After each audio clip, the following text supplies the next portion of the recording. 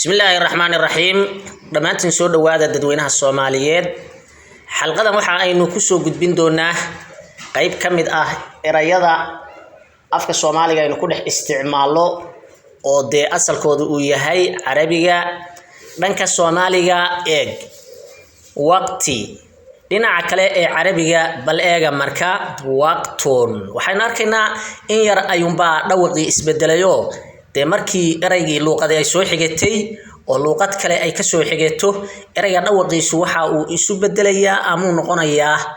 qaabkii markii hore u dhignaa hadii luqadda marka soo xigatay aan loogu isticmaali karin luqadda qaabka loogu isticmaali karo soo xigatay ayuunba loogu dhawaaqayaa weeyaan marka waqti baa leeyahay Soomaha Carabigina muxuu ku noqday waqtun saacad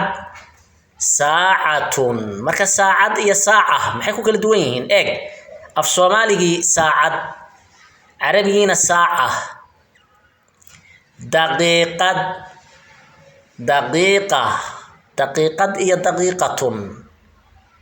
in yar ayuun isbedeshay Soomaha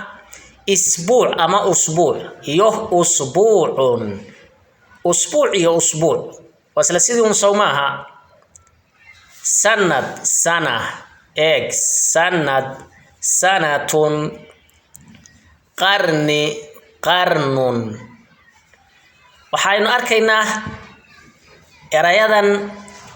in yar ayuunba isbedbedel uu ku dhacay yara dhawaqoodii ayuunba in yar isbedel uu ku dhacay marka afka Carabiga ha ka cararinina hana moodinina inuu wax qariib ah oo adag uu yahay bal iska daayay waxaaba la sheegaaba afka Soomaaliga boqolkiiba 40 in asalkiisu uu yahay Carabi marka afka Soomaaliga boqolkiiba 40 eray hadii asalkiisu uu yahay Carabi sidee Carabigu wax qariib ah oo cusub uu noqonaya ama wax adag uu noqonaya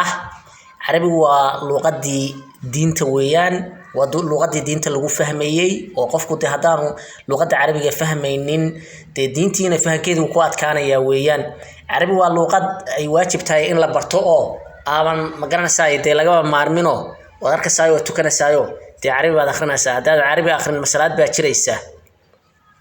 Quraanka baad akhrinaysaa Carabi baad ku akhrinaysaa hadii aad af kale ku akhriday Quraan noqon maayo Soomaha macnihiisa turjumatid marka luqadda Carabiga barta qof kasta ha barto oo muslim ah ciyaalkiisana ha baro weeyaan aadaan salaamaya assalaamu alaykum wa rahmatullaahi wa barakaatuh